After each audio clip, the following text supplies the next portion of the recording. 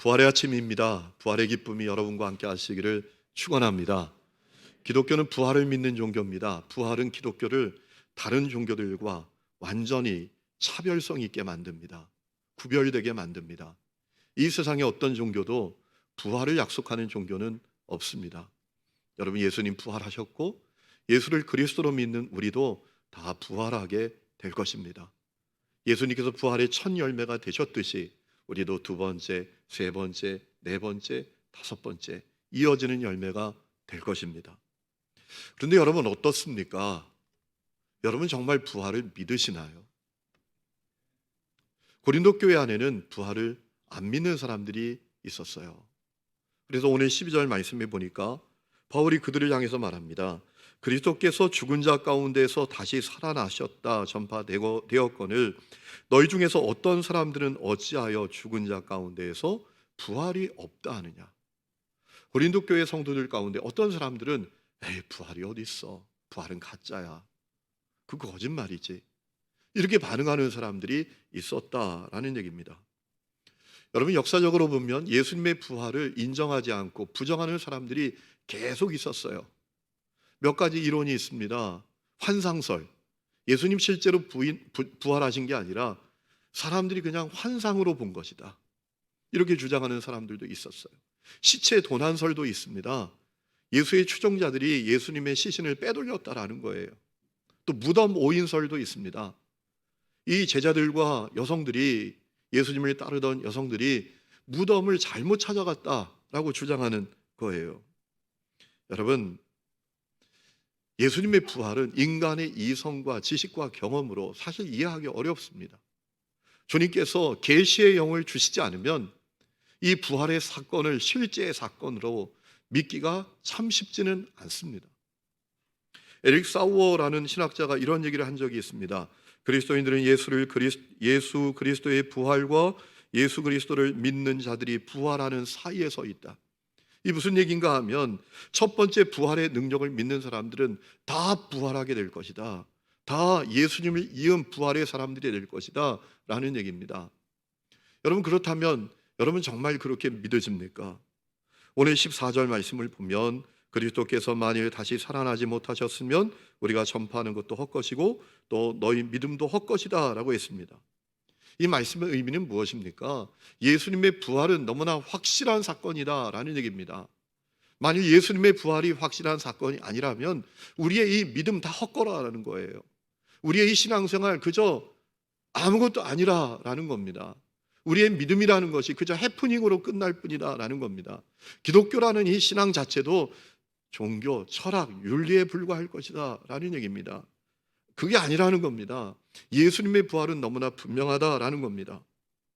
여러분, 예수님의 부활은 너무나 확실합니다. 예수님의 부활을 증언하는 증거들이 넘쳐납니다. 빌라도 총독의 보고서 가운데 있습니다. 역사가 요세푸스, 타키투스 같은 사람들이 기록에 남겨져 있습니다. 그 무엇보다 부활하신 예수님께서 자그마치 11번이나 사람들에게 나타나셨습니다. 한 번은 500의 형제들에게 동시에 나타나셨습니다. 여러분, 500여 명의 사람들이 한꺼번에 착각하는 거, 이게 쉬운 일입니까? 예수님의 부활이 너무나 확실한 증거가 있습니다. 가룟 유다 뺀 11명의 제자들이 하나같이 부활의 복음을 전하다가 순교했단 말입니다. 부활하신 예수님을 전하다가 목숨을 잃었다라는 거예요. 여러분 생각해 보세요. 죽은 예수를 위해서 누가 목숨을 내놓습니까? 허무하게 비참하게 죽고 끝난 예수를 위해서 목숨을 내놓을 수 있는 사람들이 우리 가운데 누가 있겠습니까? 예수님의 제자들에게 부활의 사건은 너무나 분명하고 확실하고 경이로운 팩트였다, 사실이었다라는 얘기입니다. 여러분, 그렇기 때문에 우리가 부활의 신앙 바로 가져야 합니다. 저는 우리 하느님교회 성도들이 부활의 신앙을 가지시기를 축원합니다. 이 아침에 부활의 주님을 만날 수 있기를 바랍니다. 여러분, 목회자나 신학자들 가운데에도 예수님의 부활 사건을 사건으로 믿지 못하고 해서 그 부활의 의미가 뭐냐, 그 의미만을 말하고 해석만 얘기하는 사람들이 있어요. 아닙니다. 예수님 분명히 부활하셨습니다. 오늘 이 아침에 부활의 주님을 만나시기를 축복합니다. 부활의 주님을 만나고 부활의 주님께서 여러분에게 주시는 놀라운 선물을 누리시기를 축원합니다. 여러분, 요한복음 20장을 보면 부활하신 예수님께서 제자들에게 놀라운 선물을 주십니다. 제자들이 마리아 통해서 예수님의 빈 무덤을 확인하고도 두려움에 떨고 있었습니다. 모인 곳에 모든 문을 다 닫고 떨고만 있었습니다. 그때 예수님께서 그들에게 찾아오셨습니다. 그리고 세 가지 선물을 주셨죠. 첫 번째, 평강이라는 선물을 주셨습니다. 예수님께서 이렇게 말씀하셨습니다. 이날 곧 안식 후 첫날 저녁 때 제자들이 유대인을 두려워하여 모인 곳에 문들을 닫았더니 예수께서 오사 가운데 서서 이르시되 너희에게 평강이 있을지어다. 평강을 선물해 주셨습니다. 두 번째는 사명을 선물해 주셨습니다. 요한복음 20장 21절에 이런 말씀이 있습니다. 예수께서 또 이르시되 너희에게 평강이 있을지어다. 그리고 이렇게 말씀하십니다. 아버지께서 나를 보내신 것 같이 나도 너희를 보낸다. 사명을 주신 거예요. 부활의 증인되라는 겁니다. 십자가 복음의 증인되라는 것입니다. 사명을 주신 거예요. 여러분, 사명이 선물입니다. 사명이 축복입니다. 아침에 일어나서 이런 얘기를 맨날 하면 어떻게 하겠습니까? 오늘 뭐하고 살지? 오늘 뭐하고 지내나? 오늘 뭐하고 시간 보내나? 여러분, 이런 사람이 있다면 얼마나 안타까운 인생이겠습니까? 그래서 주님께서 우리에게 사명을 주신 거예요. 부활의 복음을 전하는 사명을 주신 거란 말입니다. 사명이 축복이에요. 그리고 주님이 제자들에게 보혜사 성령을 주셨습니다. 요한복음 20장 22절에 말씀하십니다. 이 말씀을 하시고 그들을 향하여 숨을 내쉬며 이르시되 성령을 받으라. 성령을 받으라. 여러분, 두려움에 떨던 제자들이 이렇게 부활하신 주님을 만나고 또 주님께서 주시는 선물을 받으니 그들의 인생이 완전히 달라졌습니다. 그들이 부활신앙을 분명히 갖게 됐습니다. 여러분, 그 부활신앙은 그들의 인생을 완전히 바꾸어내는 결정적인 터닝 포인트가 되었다라는 얘기예요.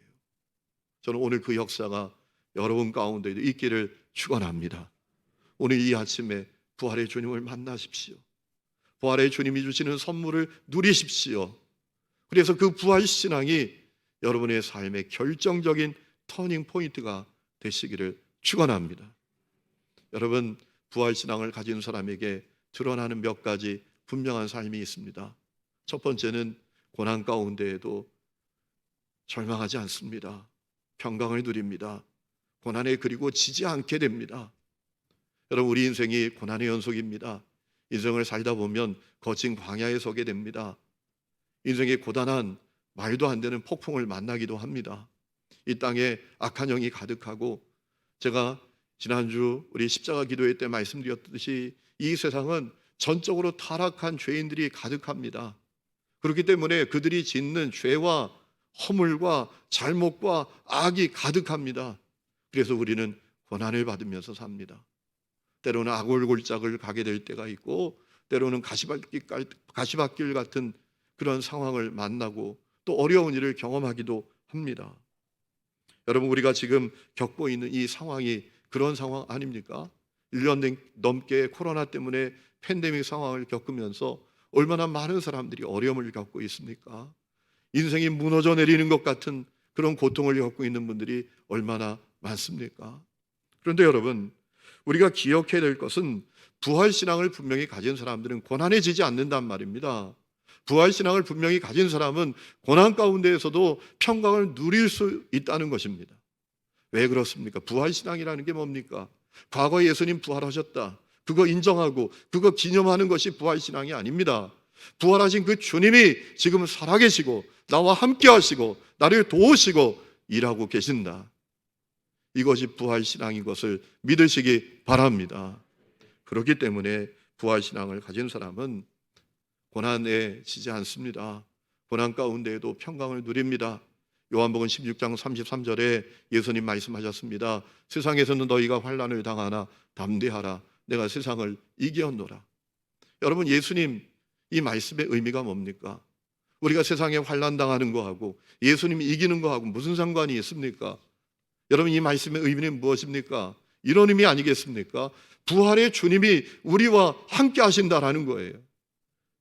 그래서 주님이 승리하시니 우리도 승리할 수 있다라는 것입니다. 여러분, 그렇기 때문에 부활신앙 가진 사람들은 고난해지지 않습니다. 고난 가운데에도 평강을 누리면서 사는 것입니다. 케냐에 가면 쓰레기 마을이 있습니다. 그 지역에 있는 어른들도, 특별히 아이들이 비참하게 삽니다. 그들을 돌보고 그들을 교육하고 그들의 재능을 발굴하기 위해서 한국에서 조직된 단체가 있습니다. 지라니 문화사업단이라는 단체입니다. 어쩌다 보니까 제가 그 지라니 문화사업단의 이사가 됐습니다. 그래서 매달 소식을 받습니다. 여러분, 지난주에 소식지가 왔어요. 그 소식지 가운데 아이들이 쓴 손편지가 있었습니다. 지금 케냐도 참 이 코로나 때문에 너무나 힘들고 어려운 것 같습니다. 많은 사람들이 고통을 받고 있어요. 그런데 그 편지의 내용 가운데 거기 있는 아이가 써보낸 편지인데요, 이런 내용이 있었습니다. 코로나 때문에 학교에 선생님이 돌아오지 않는데요. 여러분, 선생님이 그러면 어떻게 합니까? 코로나가 두려워서 학교에 선생님들이 돌아오지 않는다는 거예요. 그래서 진급을 못한대요. 학년을 올라가지 못했대요. 그래서 마음이 어렵대요. 코로나 때문에 부모님이 더 많은 시간을 힘들게 일하는 것을 보면서 슬픈 마음도 든답니다. 그러나 그 다음이 중요한 거예요. 그럼에도 불구하고 낙심하지 않는답니다. 날마다 모든 사람들이 안전하고 승리하기를 기도한답니다. 왜냐하면 주님은 모든 것을 가능하게 하실 수 있다는 사실을 믿기 때문이다 라고 고백하더라고요. 여러분, 아이라도 그렇습니다. 아이라도 부활신앙을 분명히 가지면 고난해지지 않는 겁니다. 고난 속에서도 평강을 누리게 되는 것입니다. 여러분은 어떻습니까? 여러분, 부활신앙을 분명히 가지면 고난해지지 않아요. 고난 가운데도 평강을 누릴 수 있습니다. 그뿐만 아니라 고난 속에서도, 내가 말할 수 없는 고난을 받는 그 상황 속에서도 인생의 풍랑을 만나서 울고 있는 사람들에게 손 내밀어 줍니다. 그들을 치유합니다. 그들을 위로합니다. 그들을 도와주면서 삽니다. 부활신앙을 가지면 말이죠. 사도행전 3장을 보면 베드로와 요한이 성전 문 앞에서 날 때부터 못 걷고 그저 구걸하며 사는 사람을 만나지 않습니까? 그에게 뭐랍니까? 나사렛 예수의 이름으로 일어나 걸으라 라고 하지 않습니까? 그랬더니 그가 일어납니다. 걷습니다. 뜁니다. 여러분, 베드로가 그에게 그렇게 명령할 수 있었던 이유가 뭡니까? 이런 이유 아닙니까? 부활하신 예수님이 자신과 함께 하신다, 살아계신다, 일하신다라는 믿음이 있었기 때문입니다. 베드로가 한 얘기가 있습니다. 금과 은은 나에게 없지만 내게 있는 것을 너에게 준다. 나사렛 예수의 이름을 너에게 준다. 일어나 걸으라. 그러니까 베드로에게 예수님은, 부활하신 예수님은 살아계신 분이십니다. 일하시는 분이십니다. 함께 하시는 분이십니다. 그분 때문에 그는 치유자가 됩니다. 회복자가 됩니다. 오늘도 똑같습니다. 여러분, 부활신앙 분명히 가지면, 다시 말해서 부활의 주님이 지금 살아계시고 나와 함께 하시고 나를 돌보시고 일하신다라는 사실을 믿으면 내가 고난 가운데 있을지라도 인생의 풍랑을 만난 사람들 도와줄 수 있어요. 그들을 위로할 수 있어요. 그들을 섬겨줄 수 있어요. 여러분, 초대교회 성도들이 말할 수 없는 고난 가운데에도 자기의 소유를 팔아서, 자기 재산을 팔아서 어렵고 힘들고 가난한 사람들에게 다 나누어 줄 수 있었던 이유가 뭡니까? 그들이 박애정신이 뛰어나서입니까? 그들이 누구보다 희생정신이 많아서입니까? 물론 그런 면도 있을 수 있겠죠. 그러나 그것보다 더 분명한 이유가 있었습니다. 그들은 확실한 부활신앙을 갖고 있었어요. 부활의 주님이 살아계신다, 우리와 함께 하신다, 우리를 돌보신다, 우리를 인도하신다. 이게 믿어지는 겁니다. 그러니 움켜쥐지 않아요. 그게 믿어지지 않으면 움켜쥐죠. 어떻게 하든지 더 끌어모으죠. 그런데 그것이 믿어지니까 나누어 주는 거죠. 여러분, 제 동기 목사님이 저 강원도 사북에서 목회를 하는데, 그 사북에 카지노가 있는 그 지역에서 목회를 합니다. 이 카지노 때문에 정말 인생 망가지는 사람이 한두 사람이 아니래요. 10억, 20억, 100억 들고 와서 다 탕진하고 아무것도 없어서 하루에 한 끼도 못 먹고 그저 그 거리를, 그 지역을 배회하는 사람이 그렇게 많답니다. 자기들끼리 모여서 얘기하는 거 보면 과관이 아니래요. 10억 날린 사람은 이건 명언도 못 내미는 그런 상황이라는 거예요. 완전히 폐인이 돼가지고 하루에 한 끼도 못 먹고 살아가는 사람들이 그렇게 많대요. 그들도 사랑의 대상이고 그들에게도 복음을 전해야 되니까 그들에게 밥을 주는 사역을 시작했어요. 그들을 돌보는 사역을 시작했어요. 여러분, 그랬더니 그 교회 어느 권사님이 재정적으로 아주 좀 그 능력이 있는 권사님인데 그 권사님이 어느 날 카드를 주더래요. 목사님, 한 달에 500 쓸 수 있습니다. 한 달 지나면 제가 500도 채워놓습니다. 그래가지고 목사님, 그분들을 위해서 마음껏 쓰십시오. 그분들 마음껏 도와주십시오. 저에게 하는 얘기가 자기는 걱정이 없답니다. 왜냐하면 이번 달에 500도 쓰면 다음 달 500도 채워지니까, 계속 채워지니까. 여러분, 그건 아무것도 아닙니다. 부활신앙은 무엇입니까? 부활의 주님이 지금 살아계십니다. 함께 하십니다. 우리를 돌보십니다. 이것이 믿어지니 내 삶이 고난 가운데 있어도 울고 있는 사람들, 넘어진 사람들, 그들을 위로하고 치유하고 섬기고 돌보는 삶을 사는 것입니다. 저는 오늘 우리 하나님 교회 성도들에게 그 삶이 열릴 수 있기를 주의 이름으로 축원합니다. 두 번째는 거룩한 삶을 살게 됩니다. 부활신앙을 가지면 거룩한 삶을 살게 됩니다. 바울 당시에 그리스 철학자들 가운데 에피쿠로스 학파가 있었습니다. 그들이 외치는 슬로건이 있었습니다. 내일 죽을 터이니 오늘 마음껏 먹고 마시자. 내일 죽을 터이니 마음껏 오늘 먹고 마시자. 여러분, 만약 이 땅의 삶이 전부라면 그렇게 살아야죠. 그저 내 육체가 원하는 대로, 내 몸이 원하는 대로, 내 마음이 원하는 대로 살아야죠. 이 땅의 삶이 전부라면 정욕을 따라서, 충동을 따라 살아야죠. 그런데 부활신앙을 가진 사람들은 그렇게 살지 않습니다. 오늘 우리가 읽은 17절 말씀에 보면 그리스도께서 다시 살아나신 일이 없으면 너희 믿음도 헛되고 너희가 여전히 죄 가운데 있을 것이다 라고 했습니다. 부활신앙을 가진 사람들은 그렇게 안 산다라는 겁니다. 내일 죽을 터이니 오늘 마음껏 죄 짓고 살자, 마음껏 먹고 마시자, 내 몸이 원하는 대로, 내 육체가 원하는 대로 살자, 이렇게 살지 않는다라는 것입니다. 부활신앙을 가진 사람들은 거룩한 삶을 산다라는 겁니다. 일상이 예배가 됩니다. 삶의 자리가 예배의 자리가 됩니다. 일상의 자리가 성전이 됩니다. 성지가 됩니다. 여기만 성전이 아니라 그 삶의 자리가 성지가 된다는 거예요. 혼자 있을 때에도 성도로 삽니다. 누가 안 보면 할 짓 안 할 짓 다 하는 사람이 아니라 혼자 있어도 그리스도인으로 산다라는 얘기입니다. 부활신앙 분명히 가지면. 왜 그렇습니까? 부활하신 주님께서 주신 선물이 있잖아요. 성령을 받으라. 성령, 우리와 함께 하시는 주님의 영입니다. 우리와 함께 하시는 하나님이십니다. 여러분, 우리는 성령님이 함께 하시는 사람이잖아요. 여러분, 이 사실을 분명히 믿게 되면, 그 신앙을 갖게 되면 여러분 정말 엉뚱한 짓 하지 않습니다. 여러분, 교회 다니면서도 엉뚱한 짓 뒷구멍으로 하고 다니는 사람들이 얼마나 많습니까? 추잡한 짓 하고 다니는 사람들이 얼마나 많습니까? 부활 예배를 그냥 멋지게 드려도 돌아가서 엉뚱한 일에 빠져 있는 사람들이 얼마나 많습니까? 왜 그렇습니까? 부활신앙이 분명히 없어요. 여러분, 부활하신 주님께서 성령을 주셨다고요. 그래서 부활신앙을 분명히 가진 사람은 거룩한 삶을 삽니다.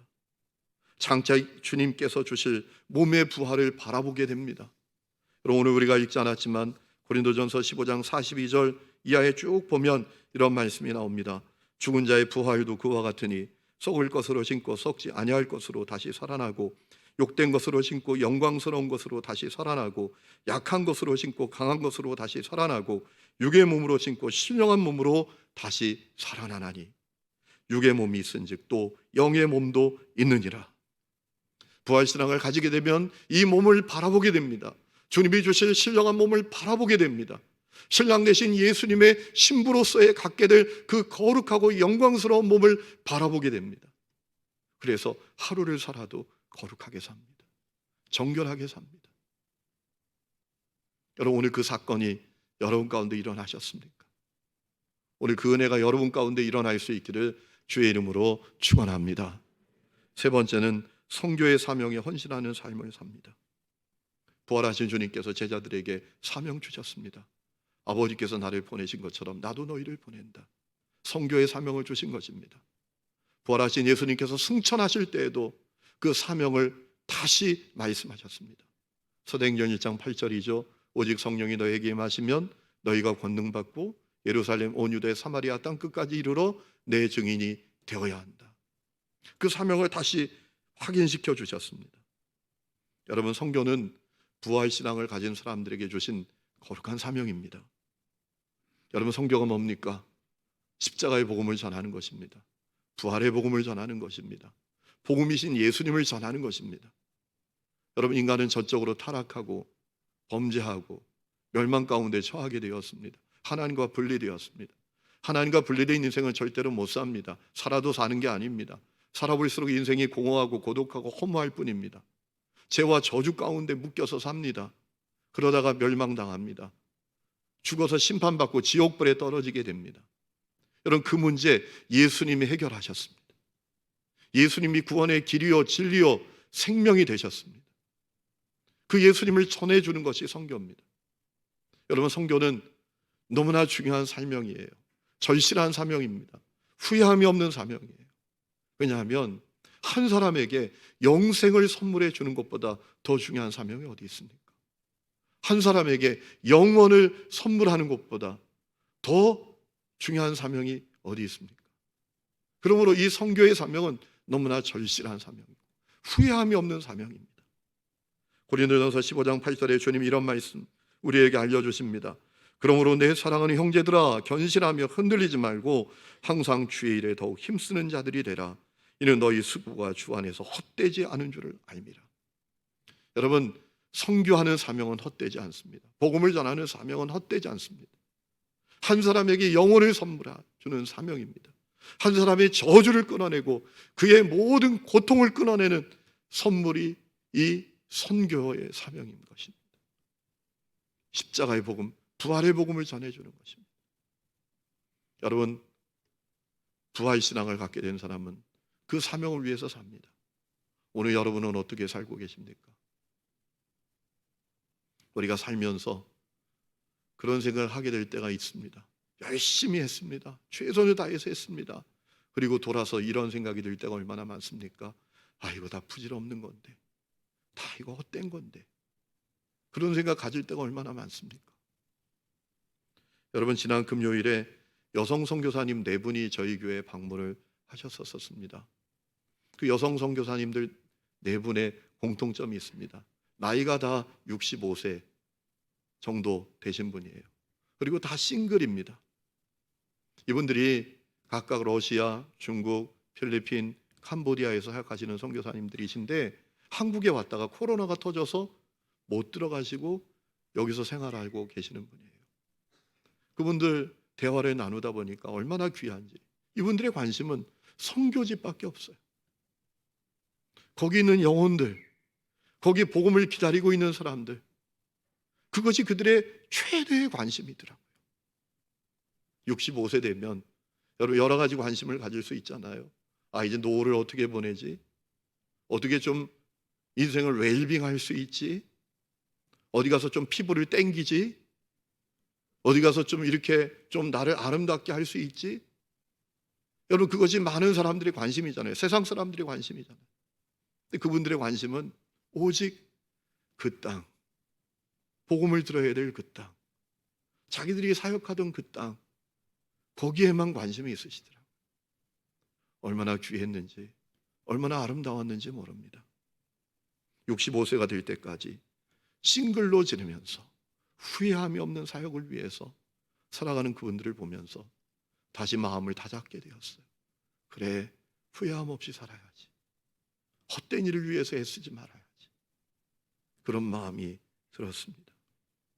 성도 여러분, 오늘 우리의 현실이 마치 죽음의 현실 같습니다. 1년 넘게 계속되는 이 코로나 팬데믹 상황 속에서 많은 사람들의 모습이 무너집니다. 너무나 많은 사람들의 모습이 무기력하기만 합니다. 우리 주위에 있는 사람들의 모습을 바라보면 그저 바짝 말라버린 마른 뼈 같아요. 어떻게 다시 생기가 들어갈 수 있을까요? 어떻게 다시 일어날 수 있을까요? 어떻게 거룩한 하나님의 군대로 다시 일어날 수 있을까요? 오늘 이 아침에 주님께서 우리에게 말씀하십니다. 부활신앙 다시 가져야 된다. 부활신앙 분명히 붙들어야 된다. 예수님께서 부활하신 것처럼 나도 부활하게 될 것이다. 부활하신 예수님 지금 살아계시고 나와 함께 하시고 지금 나를 돌보시고 지금 일하고 계신다. 이 믿음을 우리가 분명히 가져야 합니다. 그때 여러분 우리가 거룩한 삶을 살 수 있습니다. 헛된 일에 우리가 시간을 빼앗기지 않고 사명을 감당할 수 있습니다. 그리고 고난의 때에도 지지 않고 오히려 평강을 누리면서 어렵고 힘든 사람들 손 붙들어 줄 수 있습니다. 오늘 이 은혜가 우리 하느님교회 모든 성도들에게 있기를 주의 이름으로 축원합니다. 우리 이 시간에 찬양 부르고 기도하는 시간을 갖겠습니다. 찬송가 171장 하나님의 독생자 예수, 우리 찬양을 부르겠습니다.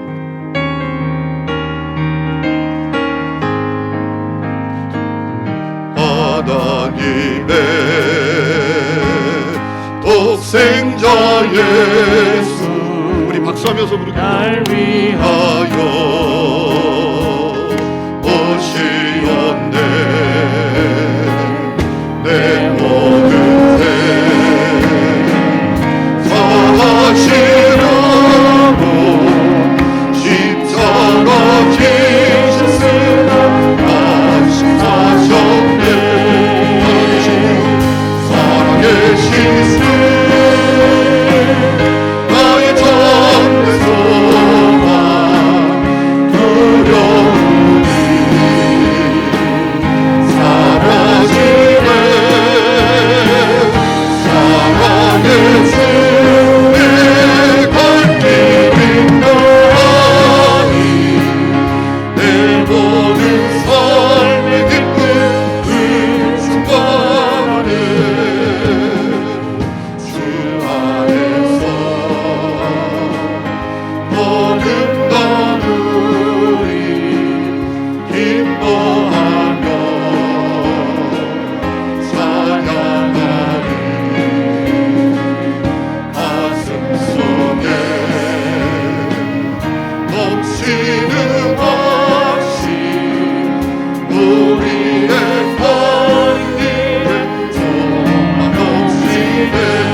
살아계신 주, 살아계신 주 나의 참된 소망 두려움이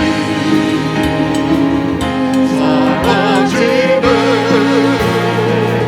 사랑의 주 내 갈 길이 너하니 내 모든 삶의 기쁨 그 순간.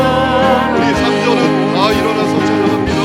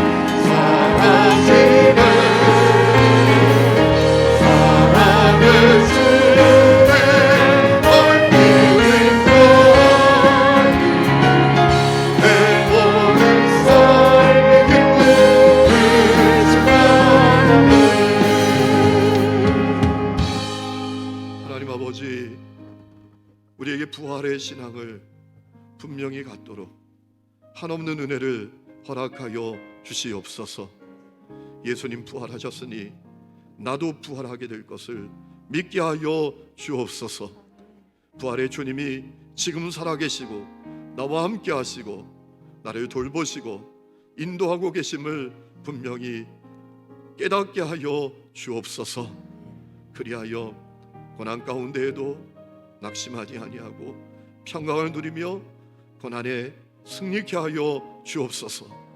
거룩한 삶을 살게 하여 주옵소서. 후회함이 없는 사명, 선교의 사명을 감당케 하여 주옵소서. 고난 가운데도 평안을 누리며 인생의 풍랑을 만나서 울고 있는 사람들 손 내밀어 잡아주며 일으키게 하여 주옵소서. 이제는 우리 주 예수 그리스도의 은혜와 하나님 아버지의 놀라운 사랑과 성령의 내주 동행하심이 오늘 예배하는 모든 성도들과 가정에서 예배하는 하늘의 모든 가족들과 고난받는 이 나라 이 민족 세계 열방 가운데 지금부터 영원토록 함께 계시기를 간절히 축원하옵나이다. 아멘.